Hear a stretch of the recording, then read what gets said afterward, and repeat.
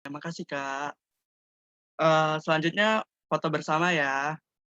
Tolong dong teman-teman yang belum on cam dong nih, biar ada dokumentasi buat kita juga gitu.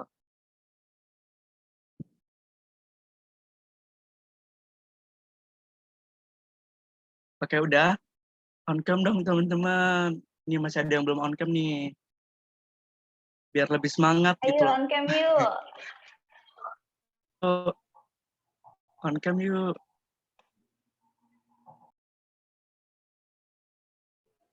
Padahal pematerinya udah keren banget loh, parah banget sih. Iya. Udah Aduh, kalian berprestasi banget gitu mensia-siakan loh. kesempatan hari ini. Berprestasinya jauh banget di atas kita gitu loh, Kak. Iya, dan itu Kita makanya tuh aku yang tuh mageran, yang kerjaan kita, luar biasa. kita yang cuma tidur, makan, kuliah ya gitu-gitu doang ya. Pemateri kece udah prestasinya udah segini nih dan kita masih di sini gitu loh. Apalagi Kece ini banget. khususnya buat internal doang gitu kan, nggak buat eksternal loh ini. Iya. Kapan lagi coba Iya, khusus apalagi gitu. Officially untuk iya, internal TC doang. banget. Dan prestasinya mantap banget pokoknya. Mm. Juara 1 duta genre putri Indonesia, Kak. Ya, Iya, keren bayangin aja banget gimana sih. siswanya gitu loh. Bahasa Inggris, bahasa Indonesia bisa gitu loh. Yuk, yang belum on cam. Ayo on cam yuk, Bang Iqbal on cam dong.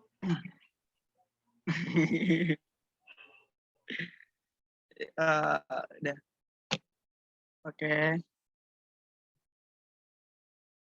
Yang tukang screenshot gimana? Oke, 1, 2, 3. Udah ya. Oke. Selanjutnya ya. Tadi kan aku udah nyinggung dikit ya kalau pemateri kita ini merupakan duta genre putri Indonesia tahun 2020 itu prestasinya. Nah, untuk lebih kenal lebih jauh nih, ada baiknya CV-nya dibacain dulu ya. Oke. Jadi pemateri kita ini namanya Cynthia Mutiara Zeni, lahir di Padang pada tanggal 3 Oktober tahun 1999. Nah, Cynthia ini merupakan salah seorang mahasiswi jurusan Ilmu Sejarah, Fakultas Ilmu Budaya, Universitas Andalas, angkatan tahun 2018. Nah, untuk prestasinya sendiri, Cynthia ini sangat aktif dalam bidang olahraga, gitu. Dalam hal pageant-pageant juga aktif, gitu. Nah, prestasinya, beberapa prestasi yang pernah diraih Cynthia itu, 1, semifinalis Sumber Talenta 2016. Nah, Cynthia ini suaranya juga bagus banget buat bermusik, main gitar, ya pokoknya bisa semuanya gitu. Kemudian third winner of FLS 2N tahun 2007. Kemudian Fantastic Four HDBL West Sumatera Series tahun 2017 dan 2018 gitu. Nah, jadi Cynthia ini aktif dalam basket. Kemudian Duta Mahasiswa Genre Best Talent tahun 2019. Selanjutnya First Winner of Duta Genre Putri Kota Padang tahun 2020. Kemudian First Winner of Duta Genre Putri Sumatera Barat tahun 2020. Dan First Winner of Duta Genre Putri Indonesia tahun 2020 yang digelar kemarin Desember ya. Kemudian untuk experience-nya juga udah banyak banget dalam berorganisasi, mulai dari jadi sekretaris, jadi MC juga pernah, jadi pemateri-pemateri apalagi gitu kan. Dan kemarin juga udah jadi pemateri di acara internasional webinar gitu, yang berhubungan dengan genre juga sih gitu. Dan untuk skill sendiri Cinti ini ya pokoknya multi talent banget gitu. Bisa di musik, English language juga bagus gitu.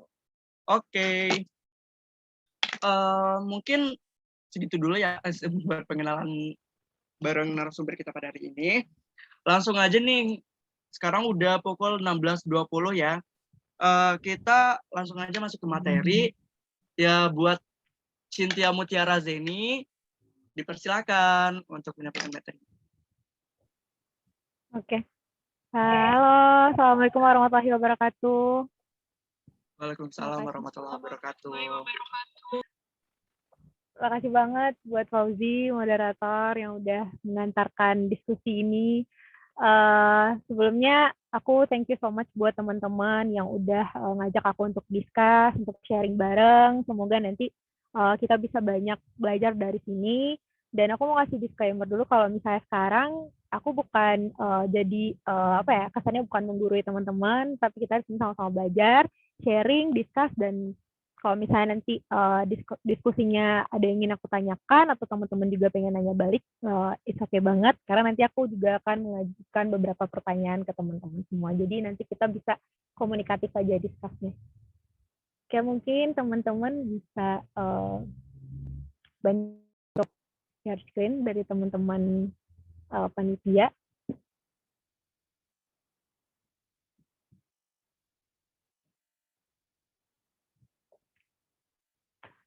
Oke, jadi mungkin tadi Fauzi udah jelasin banyak tentang aku juga. Oh ya, for your information nih teman-teman, Fauzi ini teman aku, teman dekat banget di kuliah dulu.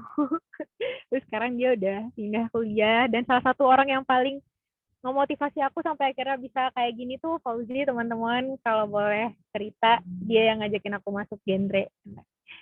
Jadi aku seneng banget ketemu dia lagi di satu event kayak gini. Oke, kita langsung mulai ya. Aku kasih judul presentasiku ini How to be a good public speaker gitu. Sebenarnya kasih judul ini karena menjadi public speaker yang baik itu bukan soal yang mudah, bukan simpel juga karena butuh banyak prosesnya, butuh banyak pembelajarannya gitu kan. Dan tadi dari kemarin-kemarin juga teman-teman dari panitia juga minta aku gimana sih caranya buat jadi public speaker yang bagus atau materi kita ada tentang public speaking. Karena benar kata Fauzi sebagai moderator tadi, teman-teman public speaking ini termasuk modal untuk kita di masa depan gitu. Termasuk modal kita juga sebagai mahasiswa, sebagai pelajar, dan juga sebagai orang-orang yang punya yang punya hard skill atau soft skill selain dari life skill lainnya gitu. Ini salah satu aspek terpenting gitu. Next.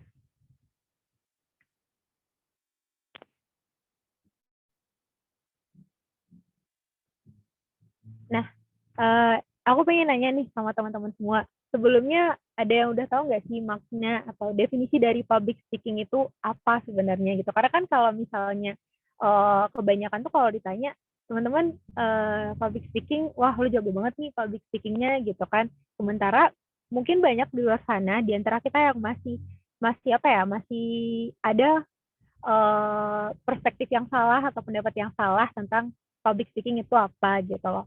Karena banyak yang public speaking, oh ya ngomong-ngomong gitu. Padahal sebenarnya public speaking juga nggak sebatas itu pengertiannya gitu. Mungkin ada yang bisa bantu aku untuk kasih pendapatnya.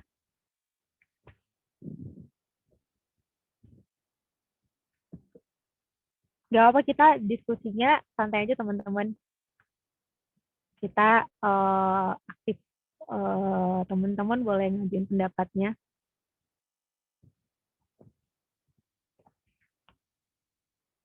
Ada nggak yang mau bantu aku untuk jelasin public speaking itu apa? Menurut teman-teman aja nggak apa-apa.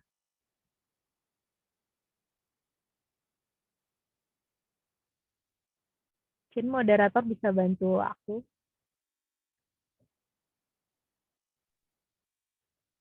Ayo teman-teman. Ya. Ya. Gifari nih. Gimana Gifari? Kayaknya mau Boleh jawab dari nih. Kak Gifari.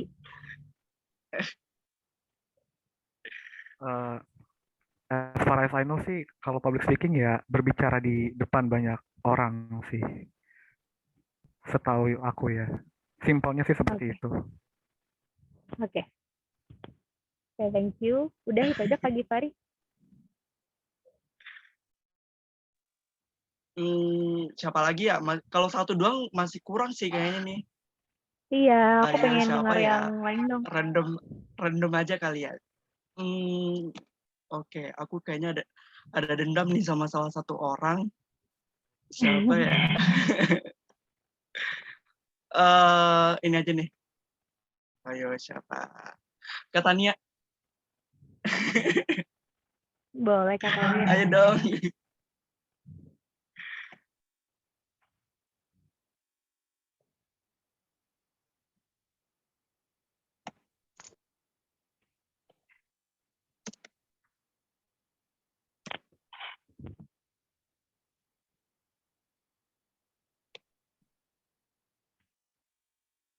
Ya.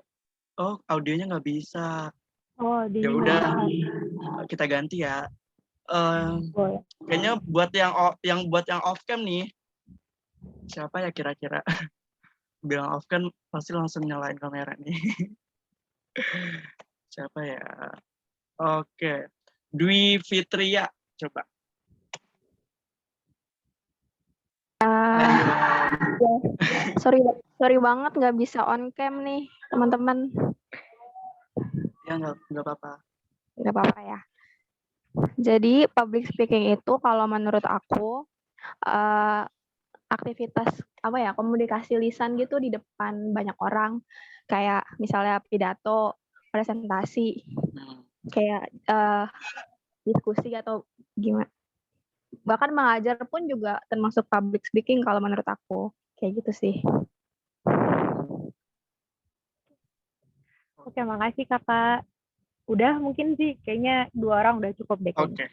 Oke, Cin. Oke. Lanjut. Oke, makasih Zi. Saya boleh teman-teman panitia bantu di next.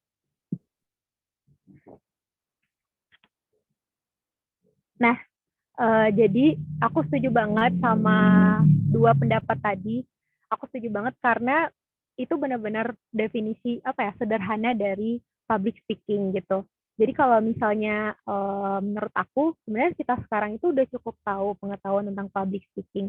Cuma ketika mengeksekusinya atau ketika berperan jadi public speaker itu kita pasti banyak kendala-kendala atau masih banyak menghadapi tantangan-tantangan gitu. Nanti kita bakalan bicara lebih lanjut lagi.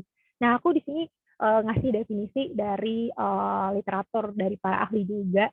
Jadi kalau misalnya pengertian public speaking menurut mereka, menurut dari Purdaminta itu, dia mengatakan bahwa classic meaning atau definisi dari public speaking itu adalah the ability to talk and to speak. Jadi kemampuan kita untuk bicara dan untuk ngomong gitu, sama bicara sama ngomong.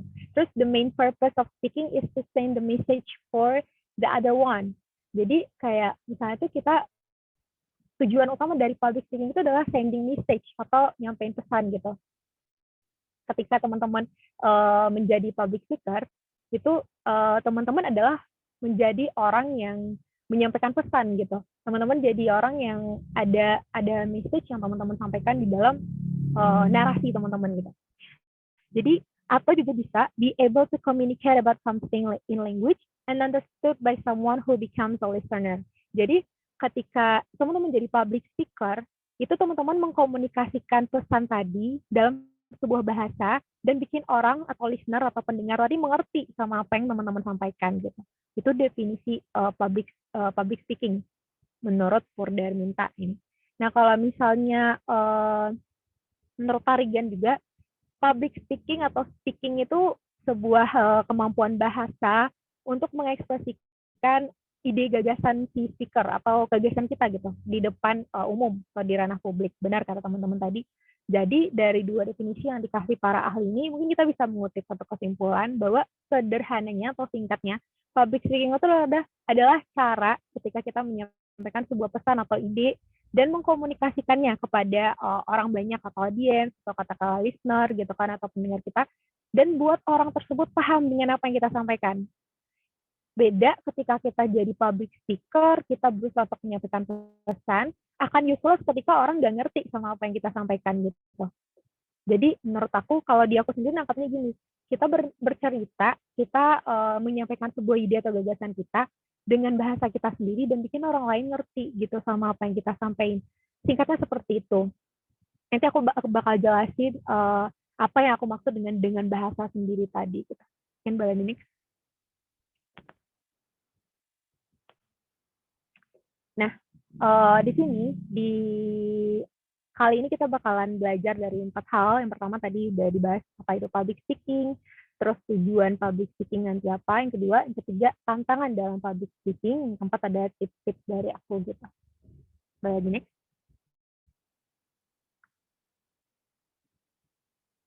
Nah, ini kalau tadi aku bicara soal public speaking menurut para ahli, sekarang kita bakalan bakunya belajar tentang pengertian public speaking dari segi istilahnya gitu atau menurut pengertian di bahasa Indonesia.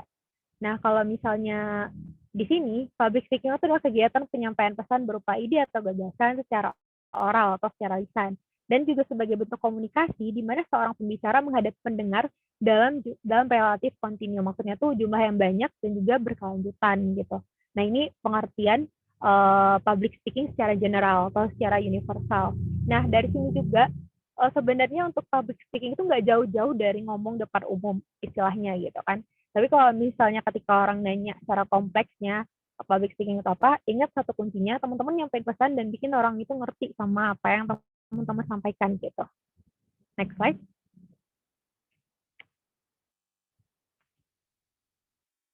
Nah, yang kedua, tujuan dari public speaking atau tujuan kita speak itu apa? Yang pertama tadi mungkin udah ada include di dalam pengertiannya, yaitu to give an information atau menyampaikan pesan. Pesannya adalah dapat berupa pesan yang katakanlah berupa wawasan, berupa case atau kasus, atau berupa kayak yang dicontohin sama salah satu teman kita tadi, kayak ngajar atau juga teman-teman presentasi. Nah, di sana kalau misalnya kita mahasiswa ini kan sering banget tuh kita bikin tugas kelompok atau bikin tugas individu, paper, terus dipresentasiin depan kelas. Nah, itu example atau contoh dari public speaking atau kita berperan sebagai public speaker gitu. Cuma kenapa kemudian public speaking menjadi sulit dijalani atau banyak kendala-kendala ya karena itu bergantung kepada pribadi masing-masing. Nanti juga kita bakalan bahas dan juga bagaimana cara mengatasinya. Yang kedua, tujuannya adalah to entertain the audience atau menghibur audiens gitu. Kenapa menghibur audiens? Karena nggak semua public speaking kan harus presentasi. Public speaking tuh banyak jenisnya. Ada jadi MC juga, itu juga mengandalkan teknik public speaking, jadi moderator itu public speaking, jadi narasumber ini public speaking gitu loh. Jadi karena kan kalau misalnya kita jadi public speaker itu nggak monoton kan, kita pasti pengen audience interest, kita pengen get interest dari audiens, kita pengen teman-teman tuh perhatiin kita gitu. Nah caranya adalah to entertain atau ada namanya kalau misalnya di sebuah acara itu ada namanya bina suasana atau mungkin ice breaking. Teman-teman sebagai public speaker bisa menggunakan itu sebagai salah satu jalan untuk get the interest gitu. Bisa untuk tarik nih ketertarikan dari teman-teman atau audiens kita. Jadi mereka bakalan nggak bosan sama apa yang kita sampaikan gitu. Apalagi ketika kita mampu untuk mengendalikan suasana dan bikin orang-orang supaya nggak lepas gitu perhatiannya dari kita gitu. Kadang kan ada tuh sebuah diskusi yang kayak monoton aja jalannya, terus mereka sibuk ngomong-ngomong aja sendiri di depan gitu, yang di belakangnya atau yang merhatiinnya malah kesana sini atau ngobrol-ngobrol. Nah, itu bisa diatasin dengan mungkin ice breaking gitu. Nah, yang ketiga tujuannya adalah to give influence to others, kayak untuk mempengaruhi orang lain. Ini sama halnya dengan komunikasi yang yang bertujuan untuk mempengaruhi orang lain. Ketika teman-teman mungkin menjadi promosi atau mempromosikan sebuah hal atau sebuah katakanlah ajakan gitu. Nah, itu berguna teknik yang namanya untuk mempengaruhi orang lain gitu. Advokasi juga salah satu bagian dari untuk mempengaruhi orang lain. Yang keempat, to give an explanation atau memberikan penjelasan. Ini yang aku bilang tadi, ketika kita menjadi sebuah public speaker, mungkin misalnya teman-teman mempresentasikan sebuah hal atau teman-teman nanti sudah menghadapi fase-fase di mana mungkin kita harus seminar proposal atau skripsi. Nah, itu bagian dari public speaking juga gitu. Menjelaskan sebuah hal, menjelaskan sesuatu yang sifatnya mungkin bisa ilmiah, mungkin bisa teman-teman bernarasi tentang sebuah kasus atau studi kasus gitu.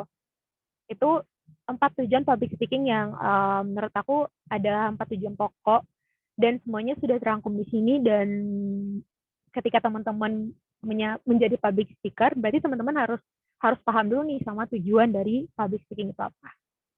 Next.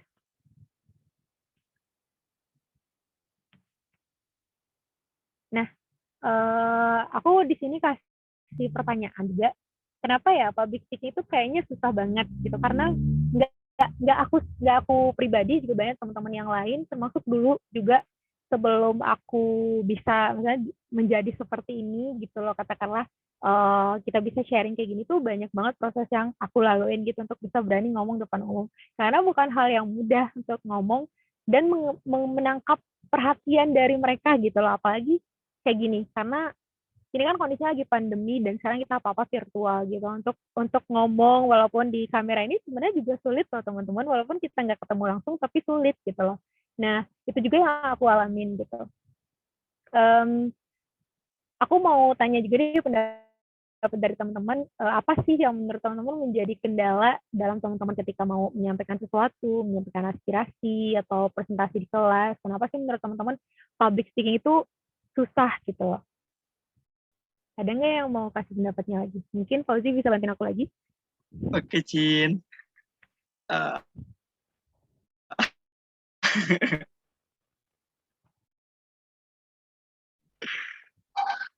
ada nggak Atau mau teman-teman? cerita gitu. Maksudnya kayaknya aku punya pengalaman yang ini, terus aku nervous atau apa, gimana sih gitu-gitu. Apa aja sih kendala yang teman-teman hadapin ketika mau jadi public speaker gitu? Aku mau coba jawab, Kak. Boleh. Kalau menurut saya salah satu kendala yang paling besar seseorang melakukan public speaking itu yang pasti kurangnya percaya diri ya, Kak. Jadi misalkan mungkin kan salah satu tujuan dari public speaking itu menyampaikan informasi. Cuman mungkin orang itu ngerasa takut informasi yang disampaikannya tuh kurang tersampaikan ke orang-orang atau mungkin kata-katanya ada yang salah. Jadi intinya kayak kurang percaya sama apa yang dibicarakan gitu sih, Kak. Oke. Thank you. Ada lagi teman-teman? Ada lagi nggak?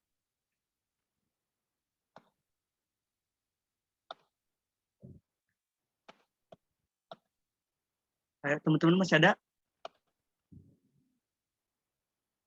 Oke. Kalau nggak ada, aku aja kali ya. Boleh. Ya.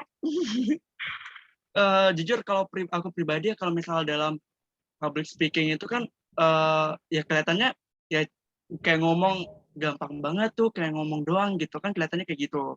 But in reality, realitanya itu pas udah ngelakuin kan kayak lidahnya patah-patah atau gagu-gagu kayak gitu, atau kadang ini udah apa ya, yang mau diomongin itu udah kepikiran nih di otak, tapi pas outputnya itu kayak ada kayak macet-macet gitu loh, kayak sometimes apa yang di otak jadi nggak sinkron sama yang ada di mulut kayak gitu. Itu gimana sih? Oke, thank you. Sama tadi kita bakalan bahas nanti. Mungkin teman-teman panitia bakalan boleh bantu di next slide-nya.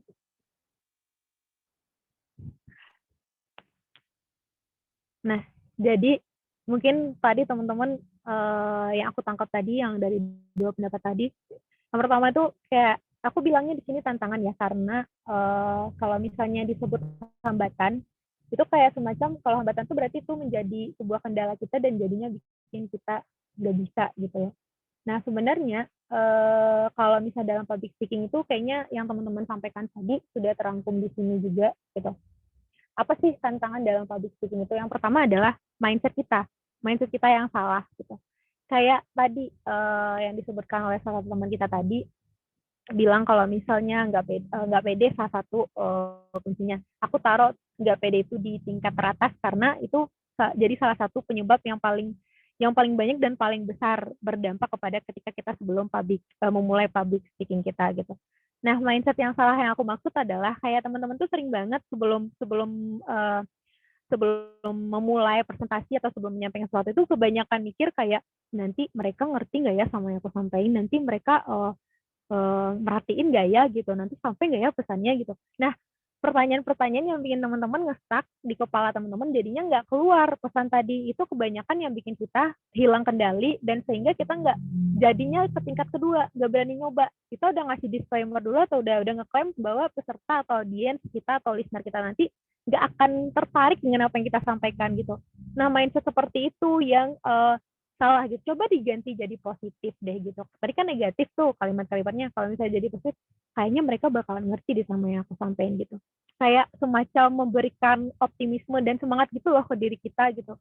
Karena dulu, dan ini menurut aku sih worth it karena benar-benar pernah aku coba. Jadi dulu tuh aku juga pernah mindset aku tuh selalu kalau misalnya mau ngomong tuh kayak mikirin mikirin pesannya dulu, mikirin nih orang dengerin atau enggak gitu.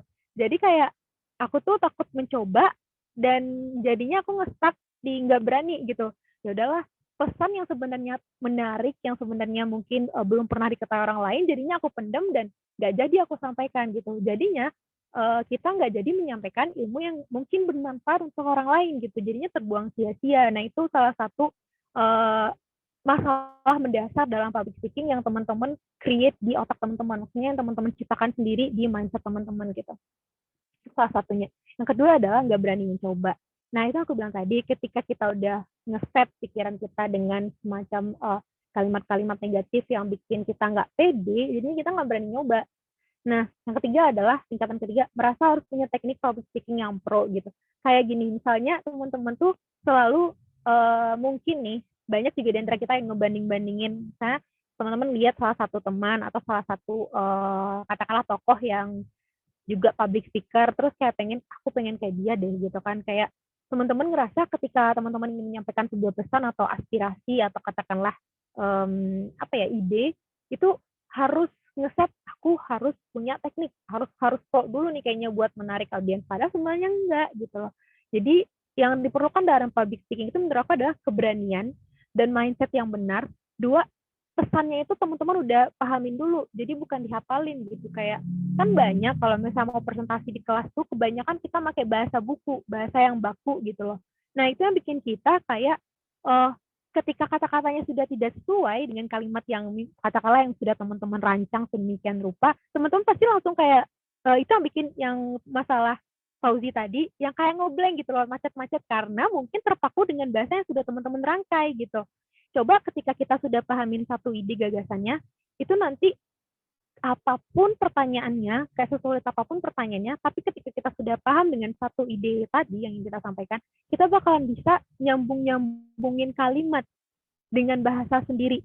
Nah, itu salah satu kunci dan salah satu tips juga ketika teman-teman mengalami kendala kayak mungkin lupa di tengah jalan ya, karena kita lupa tadi karena kita sifatnya ngehafalin gitu loh. Itu yang aku rasain juga ketika aku pengen nyampein sesuatu, terus aku anaknya textbook kayak harus sesuai banget nih sama bahasa yang biar kelihatannya kayak berisi, kelihatannya kayak keren karena bahasanya bahasa buku gitu. Padahal sebenarnya justru kadang kala orang atau audiens kita tuh nggak ngerti sama yang kita sampaikan karena bahasa kita terlalu baku. Nah, jadi kunci keduanya adalah lihat dulu, pahamin dulu ini audiens kita siapa, rentang umurnya berapa, dan apakah mereka sudah paham atau kenal sebelumnya dengan kita. Karena terkadang kesulitan lainnya adalah ketika kita kita harus nyampein pesan di depan orang yang sudah kita kenal. Karena kan nih orang udah kayak di depan teman-teman gitu, takut diketawain, takut nanti kayak garing gitu loh. Nah, itu balik lagi ke masa yang pertama, mindset kita yang salah tadi gitu. Dan keberanian kita yang sudah terganggu dengan mindset yang salah tadi. Akibatnya kita naik ke tingkat keempat, kita jadi nervous atau cemas.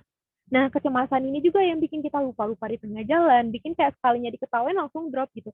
Sebenarnya teman-teman, kalau misalnya kendala atau teman-teman ngerasa diketawain apa-apa, balik tahu aja karena kadang tuh aku kayak pernah juga ngalamin di mana mungkin kesannya garing gitu atau orang nggak catch the meaning, mereka nggak ngerti maksud dari bercandaan aku tuh, kayak mereka ketawanya yang garing gitu. Nah, aku ketika aku mengalami itu kayak dibawa ketawa lagi aja gitu, karena kan kalau mereka ketawa nih, ketawain kita ketawa balik, mereka jadi bingung gitu, apa ya yang diketawain, perasaan kita ngetawain dia deh gitu. Nah, jadi baru kita bisa masuk ke pesan yang tadi gitu.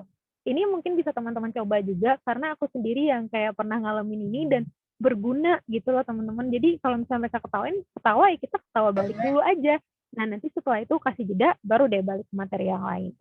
Nah, ke tingkat selanjutnya, tantangan dalam public speaking itu adalah nggak pede itu tadi.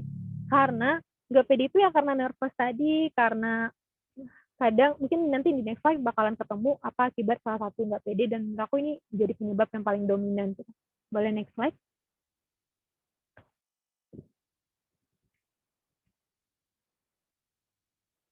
Nah, ini kendalanya adalah banyak banget yang beranggapan kalau mau dihargain dalam public speaking atau mau dihargain dalam ngomong itu privilege-nya adalah kamu harus good looking gitu. Ini salah satu yang terjadi di era sekarang, era modern, era milenial, katakanlah gitu kan, generasi Y dan Z. Banyak banget yang ngasih apa ya, perspektif bahwa lo harus speaking kalau lo mau didengerin. Padahal sebenarnya emang enggak gitu. Karena public speaking itu bukan dari muka. Public speaking kan yang ngomong mulut sama isi pikiran kita gitu loh. Jadi yang bercerita itu mulut, yang mengeksekusi itu tindakan kita, dan bukan soal appearance teman-teman, bukan soal teman-teman cakep apa enggak gitu, ganteng apa enggak, cantik apa enggak gitu loh. Percuma aja kalau misalnya malah zong gitu, maksudnya kayak sorry to say mungkin orang-orang yang katakanlah teman-teman nganggapnya ini anak gak good looking misalnya, padahal sebenarnya emang nggak ada manusia yang gak good looking, menurut aku semuanya good looking gitu kan. Terus ngerasa kalau misalnya apa ya, mereka-mereka yang seperti itu kayak nggak akan dihargain karena dengan penampilannya gitu, padahal mungkin mereka jauh lebih berisi dibanding kita gitu loh. Jadi bener banget. Dan kalau misalnya lagi-lagi aku sih sebenarnya kurang setuju sama istilah good looking apa segala macam gitu, karena nggak ada manusia yang nggak good looking. Menurut aku semuanya good looking sebenarnya. Dan jadi aku kasih note di sini yang warna hitam tuh bahwa public speaking bukan soal good looking atau enggak gitu. Next slide.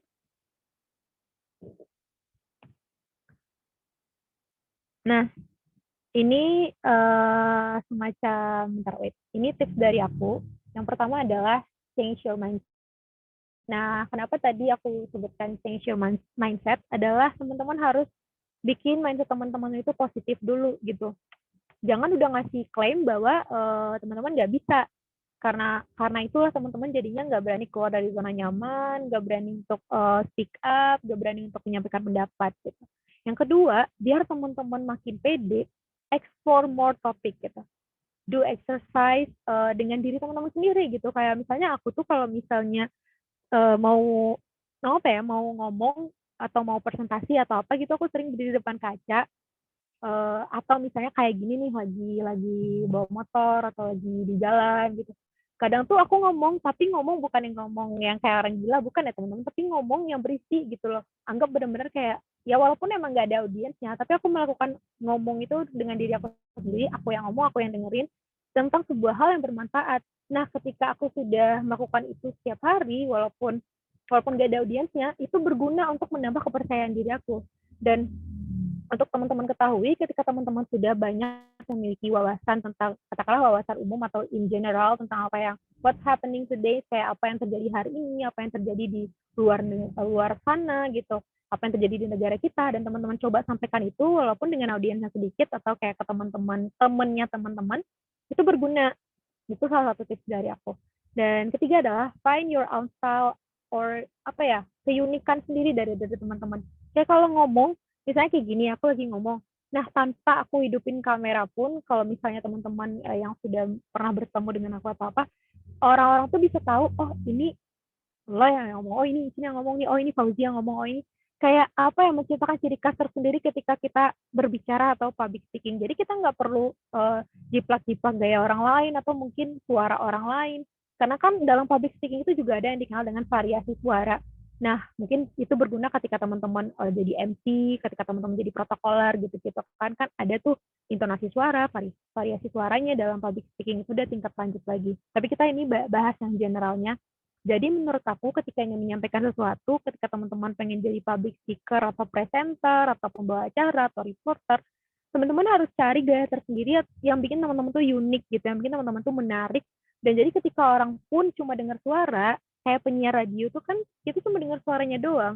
Tapi menurut aku itu kayak mereka punya ciri khas masing-masing gitu. Nah yang terakhir adalah eye contact gitu.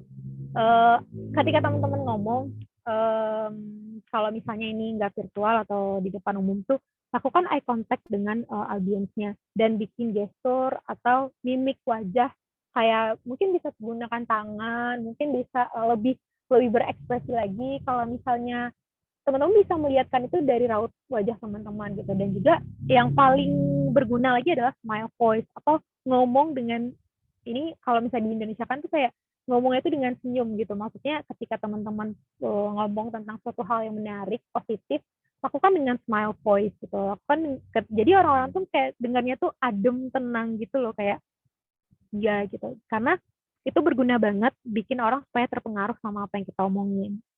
Itu mungkin beberapa tips dari aku. Next slide.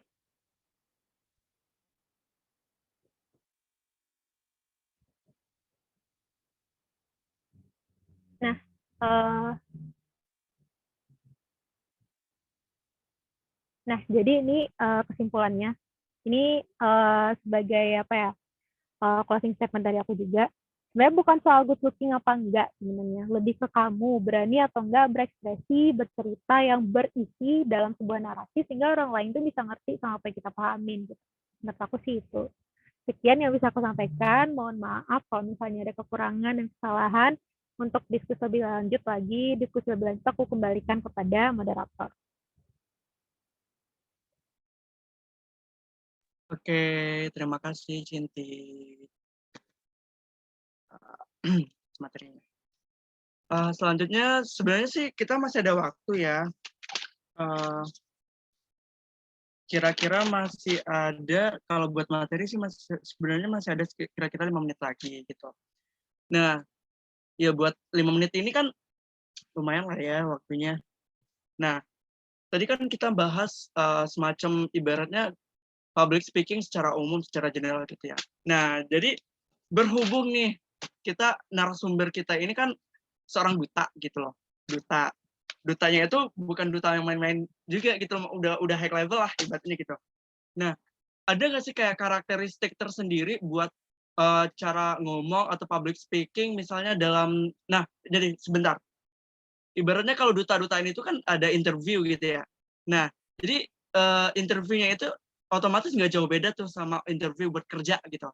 Nah, apalagi kita mahasiswa kan, jadi kan kebanyakan orang-orang nggak tahu nih misalnya cara duduk yang benar dalam interview itu kayak gimana, cara ngomong yang benar itu kayak gimana misalnya.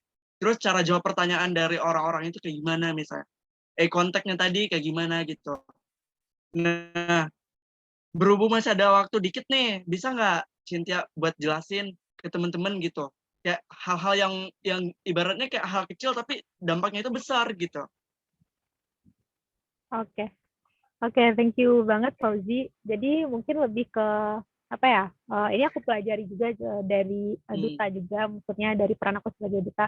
Jadi kalau misalnya interview gitu teman-teman, duduknya itu jangan pernah taruh tangan kayak gini di atas meja, apa ya? Di atas meja katakanlah orang yang mau wawancarai kita gitu. Karena kalau misalnya kayak gini itu kalau dalam duta gitu kan, itu sebuah hal yang melandaskan bahwa teman-teman itu attitude-nya kurang gitu, karena kayak semacam menantang gitu loh, menantang si yang wawancarain kita ini, interviewer kita itu. Karena itu sebuah hal yang termasuk dilarang juga dalam sebuah interview, jadi taruh aja tangannya di pangkuan teman-teman. Tapi, ya satu lagi, terus ketika teman-teman ingin gestur nih, maksudnya ingin menjelaskan dengan gestur dengan mimik wajah dan dengan tangan gitu kan.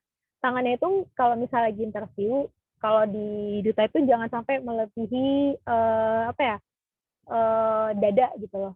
Bahu deh, jangan sampai melebihi bahu. Jadi kayak gini-gini aja gitu. Itu salah satu tipsnya. Nah, ketika kita sudah melebihi katakanlah mungkin udah kesini-sini gitu, itu jadinya kurang kesannya itu kurang berwibawa gitu loh kitanya. Nah, itu salah satu hal yang tidak boleh dilakukan juga.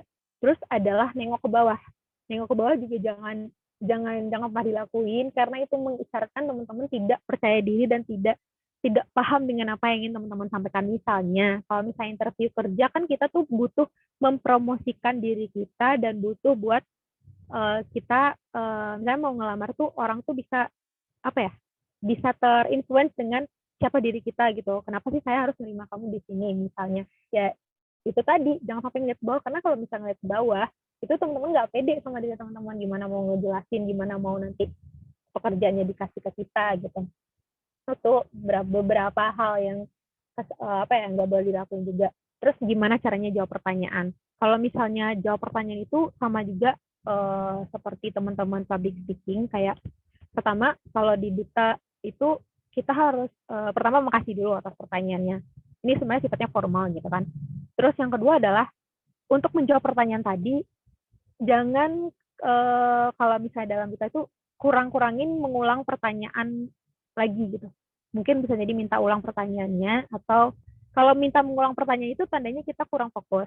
Tapi kalau misalnya mengulang pertanyaan kayak gini, menurut kamu bagaimana peran kamu sebagai duta untuk bla bla bla bla. Terus teman-teman jawab baik, sorry. Terus teman-teman jawab baik, terima kasih atas pertanyaannya. Teman-teman ulang lagi nih baca pertanyaan bagaimana saya ketika bla bla bla bla. Nah, itu juga menjadi kurang-kurangin juga menurut aku, karena itu satu, itu bikin kita boros waktu, dua, kita jadinya bisa ngeblank gitu loh untuk jawaban intinya gitu, karena kita jadi ngulang-ngulang pertanyaannya. Jadi itu dikurang-kurangin. Terus juga berangkat dari pertanyaannya, teman-teman kasih base dulu, kasih landasan dulu nih, latar belakang dari intisari jawabannya. Kayak misalnya kalau misalnya pertanyaan tentang studi kasus, teman-teman mungkin bisa berangkat dulu dari kasus-kasus yang sudah pernah terjadi sebelumnya. Misalnya, menurut saya bla bla bla bla, menurut riset atau penelitian gitu-gitu kan berangkat dari sana. Nanti ketika itu sudah tersampaikan, minimal 1 kalimat atau 2 kalimat, baru deh berangkat ke intinya kayak, nah dengan adanya ini saya memberikan solusi berupa bla bla bla bla bla. Terus di akhir teman-teman kasih closing statement. Jadi kayak semacam ajakan boleh, semacam quote juga boleh. Nah itu salah satu kunci atau tips kalau misalnya teman-teman tuh mau ngomong yang bikin kelihatannya kalau teman-teman tuh, ini anak berisi nih gitu, ini anak wawasannya keren banget gitu. Mungkin sebenarnya wawasan kita tuh terlalu mungkin sebenarnya simple, tapi ketika kita menyampaikan dengan padat, lugas gitu, dengan bahasa yang jelas, orang-orang jadi amazed sama apa yang kita sampaikan gitu. Nah itu salah satu kuncinya juga. Mungkin itu sih yang bisa aku sharing gitu. Oke, Cin, makasih banyak. Ya tentunya Iya. kalau interview buat duta-dutaan gitu, ya hampir nggak jauh beda lah ya sama interview kerja gitu, kayak ya gimana ya, interview kerja itu ya kayak pertanyaan-pertanyaan kayak gitu, semacam itu juga gitu. Nah jadi apa yang disampaikan Cinti tadi, ya mungkin buat kita misalnya besok nih kita udah lulus kuliah gitu, mau apply pekerjaan gitu ya, kita bakal ketemu yang interview yang semacam itu gitu loh. Nah kalau untuk jawabannya kan tadi udah disampaikan oleh Cinti, kalau buat etikanya gitu, tangan gak boleh taruh di meja, duduknya harus tegap kayak gitu. Jadi ya begitu. Saya jadi bingung. Oke, makasih banyak Cinti atas waktunya untuk materi kita pada sore hari ini.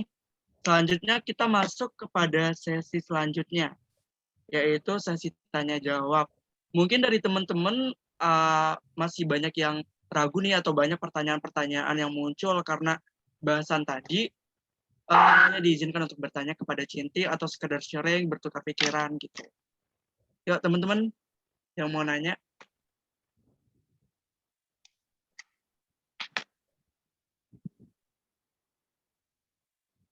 Yuk, nggak ada yang mau nanya nih. Aku mau nanya.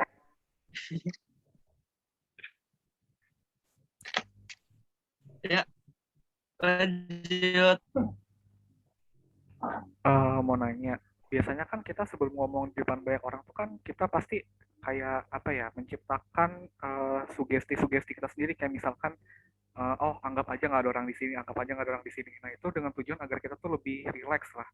Nah yang pertanyaan aku itu, apakah sugesti-sugesti tersebut tuh sebenarnya tuh baik gitu atau malah menyesatkan? Menyesatkannya tuh dalam arti apakah akan berdampak gitu di perform kita dalam public speaking? Terima kasih. Oke, terima kasih Givari. Ada lagi pertanyaan dari teman-teman? Jadi pertanyaannya kita tampung dulu ya, gitu. Ntar dijawab langsung. Atau gimana enaknya, Cin? Mau ditampung dulu pertanyaan atau dijawab nih? Boleh dijawab dulu kali ya, Ci. Ntar takutnya lupa. Oke, Cin. Oke. Terima kasih banget pertanyaannya. Kasih juga moderator. Tadi aku suka banget sama pertanyaannya, kayak apakah sugesti-sugesti kayak contohnya anggap aja orang nggak ada, kita kan sering banget tuh kayak gitu biar bisa lancar gitu. Dan apakah itu berdampak baik atau buruk? Kalau menurut aku sih depends on individunya gitu. Kalau aku kalau aku nggak bisa pakai sugesti kayak anggap aja nggak ada orang, nggak aja. Contoh nih, kadang kan aku juga kayak misalnya mau tampil nyanyi atau mau tampil apa gitu kan, tampilin bakat atau apalah gitu kan, puisi. Kadang kan kalau teman-teman aku sering bilang kayak, Sin, anggap aja nggak ada orang, Sin, anggap aja nggak ada di depan gitu. Padahal sebenarnya aku nggak bisa membayangkan kalau nih orang nggak ada, karena kelihatannya kita kan punya mata, maksudnya nih kita ngelihat nih ada orang di depan kita gitu. Itu malah bikin, kalau di aku bikin kayak bohong gitu, kayak misalnya nggak bisa untuk ngeset bahwa orang nggak ada di depan, padahal sebenarnya mereka ada gitu. Nah, aku mensiasatinya kayak aku dengerin mereka bilang kayak anggap aja nggak ada orang sini, aku kayak melakukannya sering banget tuh. Kalau di aku tuh neken apa ya, nginjak jempol sampai kerasa sakit gitu, jempol kaki sampai kerasa sakit, dan jadi kayak aku udah oke, udah siap dengan konsekuensi ketika aku udah tampil, mau orang lihat apa enggak, mau orang ini apa enggak, ini jelas aku bisa berdiri dulu nih dengan tegap di depan panggung atau di depan audiens gitu.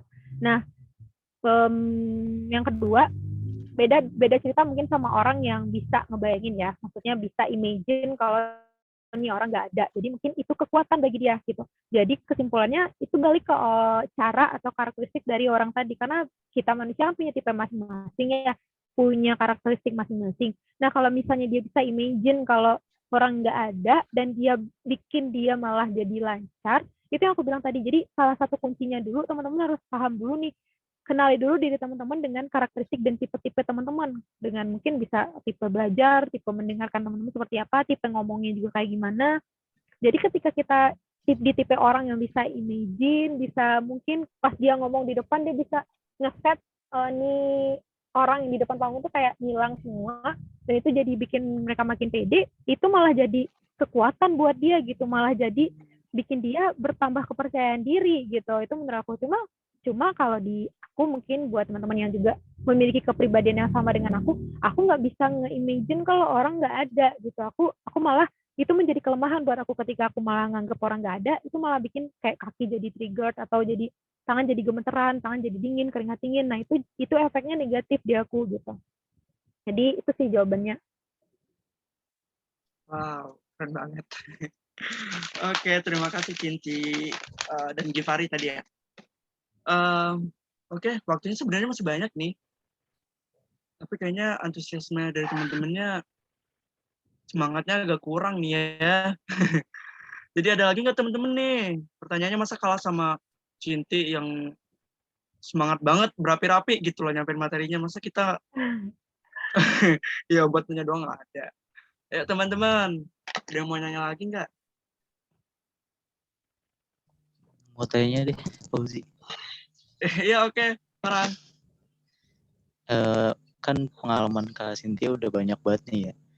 Pengen nanya mungkin dari pengalaman yang paling berkesan, terus juga mungkin ada pelajaran-pelajaran yang bisa dipetik dari pengalaman tersebut, Kak. Oke, Cin. Gas. Oke.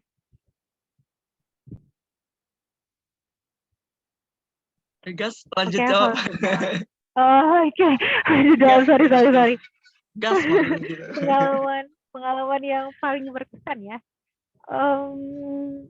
Aku sebenarnya semua pengalaman menurut aku berkesan, karena semua pengalaman yang pernah aku alamin yang mengantarkan aku ke sini, yang mengantarkan aku jadi seperti ini, itu menurut aku proses menjadi versi terbaik dari diri aku gitu. Karena semua pengalaman itu berharga, semua pengalaman itu ada pelajarannya, ada hikmahnya menurut aku. Tapi kalau misal ditanya yang paling ngasih pelajaran banget, ya perjalanan ke nasional kemarin gitu. Banyak banget hal yang aku alamin perjalanan ke nasional kemarin, karena ke nasional itu teman-teman, kalau mulai cerita, itu kan kita winner dari provinsi-provinsi, Jawa Barat, winner dari Papua, Maluku, pokoknya 34 provinsi di Indonesia itu digabung jadi satu, dan dicari nih siapa yang punya nilai tersendiri, yang punya value, yang punya ciri khas, dan yang punya kemampuan gitu. Karena untuk jadi duta itu banyak banget aspek yang harus dinilai dalamnya, dan yang paling penting adalah attitude atau behavior kita gitu, sikap kita. Menurut aku sih itu kuncinya.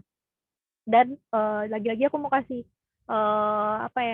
ngasih note bahwa nggak semua itu soal penampilan, nggak semua itu tentang good looking teman-teman, karena masih banyak banget yang mengalami pengalaman mungkin insecure, mungkin ngebanding-bandingin diri sama orang lain gitu. Nah itu pengalaman yang yang bikin aku bisa jadi seperti ini. Dulu banget tuh aku insecure banget, teman-teman, insecure banget buat ikut-ikut pageant itu. Boleh tanya ke Fauzi juga, kayak dulu tuh aku nggak berani, nggak pede, bukan jalan aku, tapi kemudian kadang kita butuh orang lain untuk menyemangati kita. Karena ketika kita ketemu dengan circle yang positif atau circle yang baik, itu orang-orang bakalan sportif gitu. Nah, ketika kamu beruntung bertemu dengan orang-orang yang hebat, orang yang baik, itu bakalan ngasih pelajaran juga ke kamu. Karena menurut aku belajar itu bukan melulu soal akademik, bukan melulu soal teman-teman studi di jadi mahasiswa, tapi lebih kepada ketika teman-teman terjun langsung ke lapangan, mengalami yang namanya babak-babak kehidupan gitu. Terjun ke orang-orang, ke masyarakat yang banyak banget tentang umurnya, kayak misalnya teman-teman harus menghadapi anak-anak, remaja, lansia, masyarakat yang notabene adalah mungkin preman, mungkin. Nah, itu menggunakan teknik bicara loh teman-teman, maksudnya ngomong gitu loh. Nggak mungkin dong kita ngomong ke preman kayak bahasa kita yang sosok formal gitu, bahasa yang kayak meninggi gitu loh.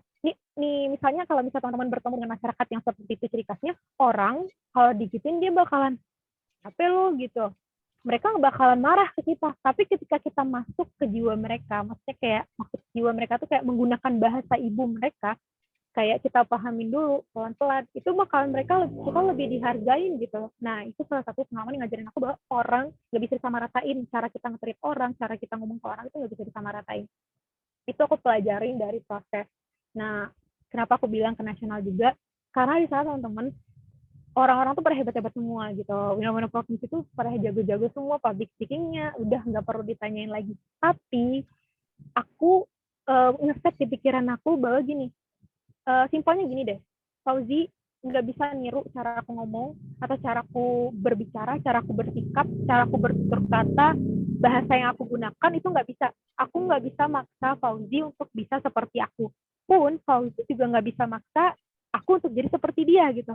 Nah itu terjadi ketika teman-teman membandingkan, kayak berandai-andai seperti, duh andai aku bisa seperti dia bicaranya, duh andai aku bisa kayak dia gitu loh, kok aku kayaknya ngestak di sini-sini aja ya. Kadang-kadang tuh kita ngeset itu dan bikin kita malah nggak ngelakuin apa-apa karena fokus sama kelebihan yang orang lain punya. Itu aku pelajarin gitu. Pengalaman ini yang mengantarkan aku kayak, oh Jin, orang punya porsi masing-masing gitu. Orang punya umur yang di umur segitu mungkin mereka emang kayak ya hidupnya seperti itu, tapi mungkin 3, 1, 2, 4 tahun ke depan teman-teman bakalan jadi orang yang lebih baik dari sebelumnya dengan melakukan aktualisasi diri atau proses peningkatan kualitas diri gitu loh. Jadi kalau misalnya teman-teman bertanya-tanya tapi ngestak di pertanyaan kapan ya aku bisa maju gitu, nggak ngelakuin apa-apa without doing something, itu nggak guna sama sekali menurut aku. Teman-teman bakalan tetap mempertanyakan hal itu dan nggak akan ketemu jawabannya. Tapi ketika aku kemarin nyoba, maksudnya udah banyak, maksudnya tuh apa ya, kali lagi pun niatnya bukan untuk menggurui, aku di sini pengen sharing bahwa emang harus ada babak-babak yang harus teman-teman laluin dulu. Dan satu lagi, hidup itu nggak selamanya indah, nggak selamanya kita di atas juga, tapi juga nggak akan selamanya kita di bawah gitu. Jadi ketika teman-teman ngerasa hidup tuh paling bawah banget, titik terendah gitu, nggak akan selamanya seperti itu, karena nih roda kehidupan berputar teman-teman. Jadi nggak perlu teman-teman mencoba untuk menjadi diri orang lain, tapi ciptakan versi teman-teman sendiri gitu loh, yang buat orang lain percaya bahwa teman-teman tuh ada. Maksudnya tuh ada adalah teman-teman tuh punya eksistensi yang bikin orang-orang mengakui keberadaan teman-teman dan kita bisa direspek sama orang lain gitu. Karena untuk mendapatkan penghargaan dari orang lain, hargai dulu diri kita gitu. Treat dulu diri kita. Ketika kita sudah bisa kenal, percaya diri, dan nggak nyoba untuk menghadirkan standar atau kualitas tersendiri untuk menjadi seperti yang orang lain agar dapat tepuk tangan, agar dapat diterima. Nah itu bisa bikin kita jadi jadi ngerasa enough gitu, jadi ngerasa cukup. Tapi kalau untuk belajar jangan pernah ngerasa cukup karena banyak banget ilmu yang bisa kita pelajarin teman-teman. Mungkin itu sih pengalaman yang aku dapatkan dari proses menjadi diri aku gitu. Oke, terima kasih Cinti dan Farhan juga atas pertanyaannya. Dari tadi yang cowok-cowok aja ya yang tanya. Ini yang ciwi-ciwi mana nih? Gak ada pertanyaan nih, kita masih ada waktu loh. Satu lagi pertanyaan nih buat ciwi-ciwi. Ayo temen-temen. Rugi loh kalau nggak nanya. Yuk, ada yang mau nanya?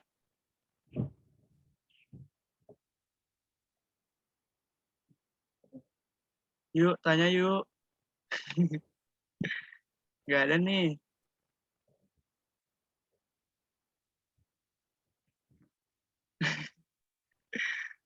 Gak ada yang nanya. Kita masih ada waktu 5 menit lagi nih. Iya. Aku aja nih yang nanya. Ayo. Nggak Ya. sih. Mungkin pertanyaannya simpel aja sih. Kira-kira apa sih yang Kak Cynthia lakuin kalau misalkan sebelum Kak Cynthia nih melakukan public speaking gitu di depan banyak orang? Mungkin gitu aja. Oh, kasih Kak. Baik, terima kasih Kak. Oke, Cin. Oke. Makasih Kak Askarayatu Asihah. Makasih Kak pertanyaannya. Apa yang aku lakuin kalau bisa sebelum public speaking atau sebelum ngomong di depan umum? Kalau aku, ini nggak mungkin beda-beda masing-masing kita. Kalau masing-masing kita tuh beda-beda caranya gitu kan. Kalau misalnya aku tuh sebelum ngomong di depan umum tuh kayak bukan latihan sebenarnya, lebih ke baca-baca gitu loh.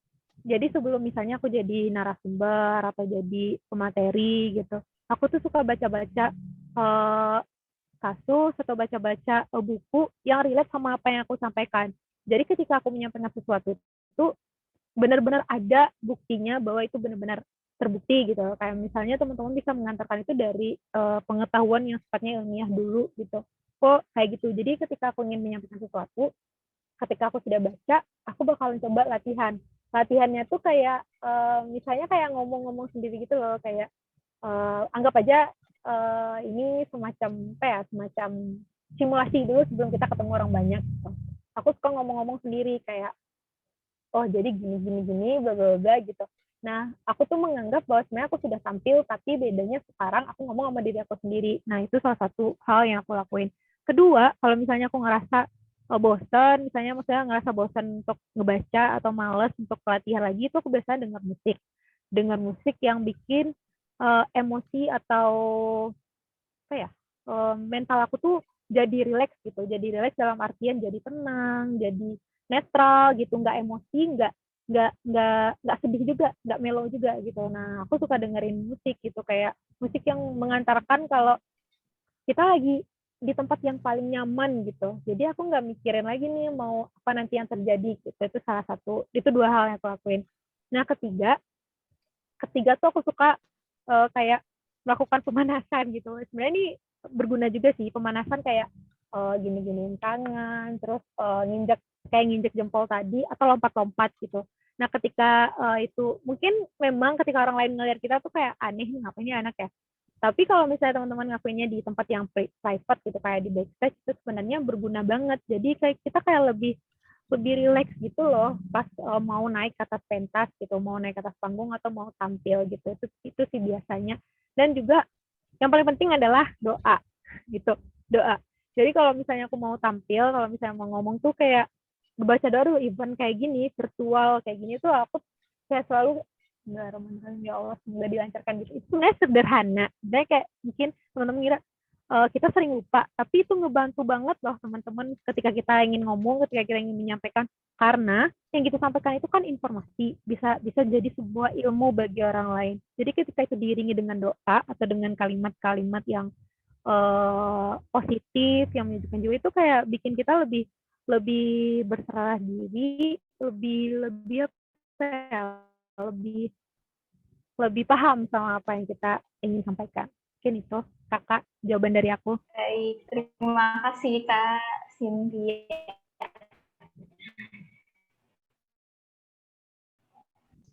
Jawabannya. Oke, berhubung sekarang udah 17.15 sesuai schedule. Sesi materi kita udah selesai. Terima kasih banyak Cinti atas materi yang sangat bermanfaat bagi kita semua. mudah-mudahan transfer ilmunya ke kita dapat ya Cinti ngasih 10, mudah-mudahan kita kalau nggak dapat 10, 9 kayak 8 kayak dapat masuk ke diri kita masing-masing gitu. Berhubung materi udah, otomatis ada kesimpulan ya gitu.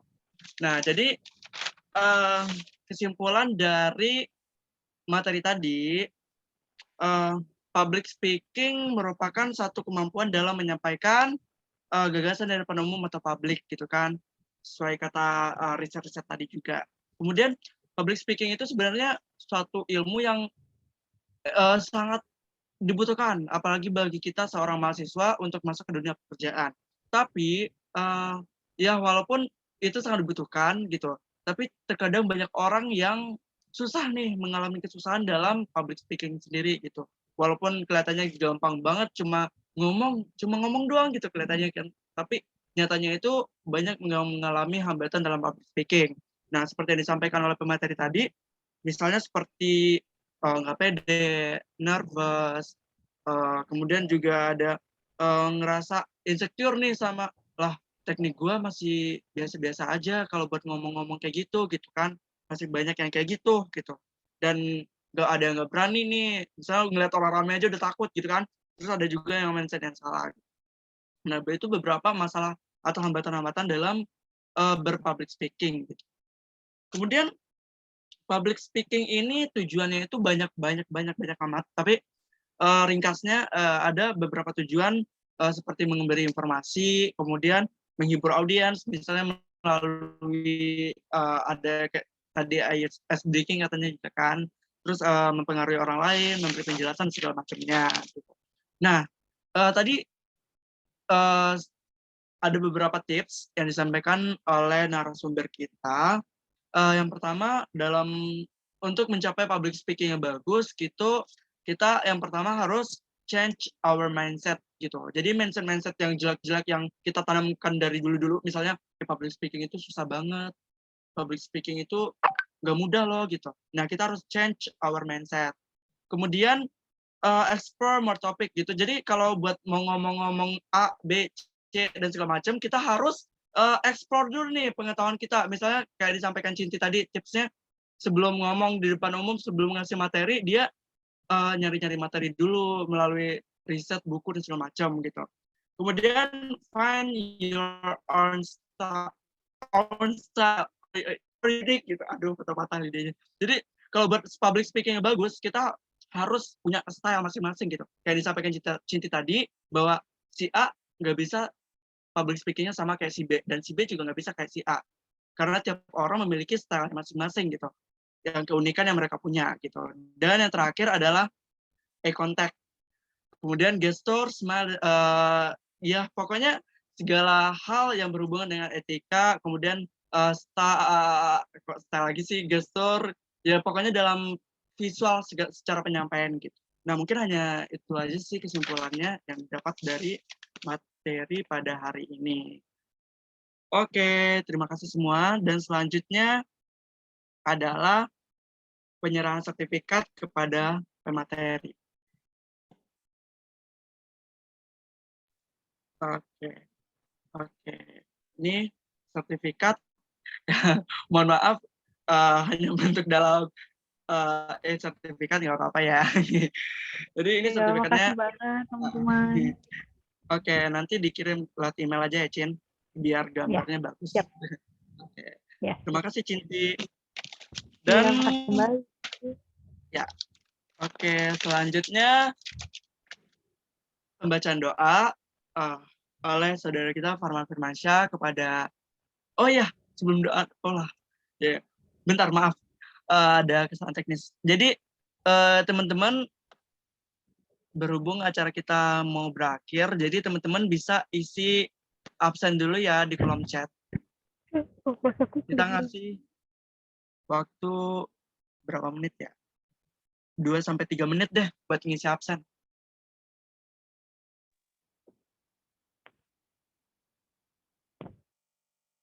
Absen dulu sampai 17.22. Sekarang 17.20.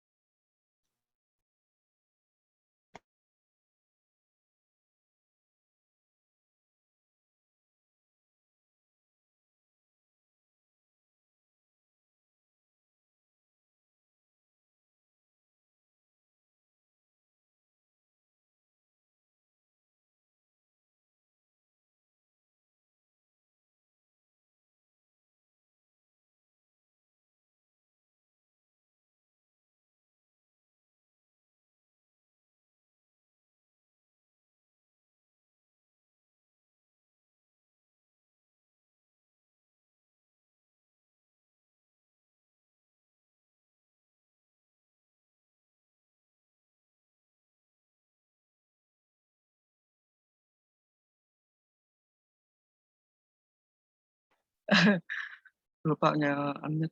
Gimana teman-teman, udah pada isi belum? Udah ya. Oke, udah 17.22. Oke, jadi selanjutnya kita minta kepada Farhan Firmansyah untuk bacakan doa. Kepada Saudara Farhan, persilakan. Assalamualaikum warahmatullahi wabarakatuh. Sebelum mengakhiri acara, langkah baiknya kita berdoa semoga ilmu yang kita dapatkan pada hari ini dapat berguna untuk kita ke depan. Astagfirullahaladzim.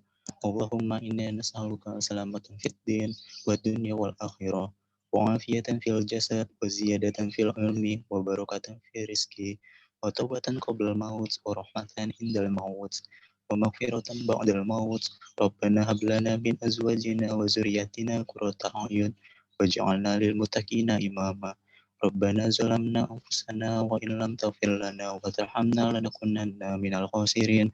Rabbana taqabbal minna innaka antas samiul alim wa tub alaina innaka antat tawwabur rahim.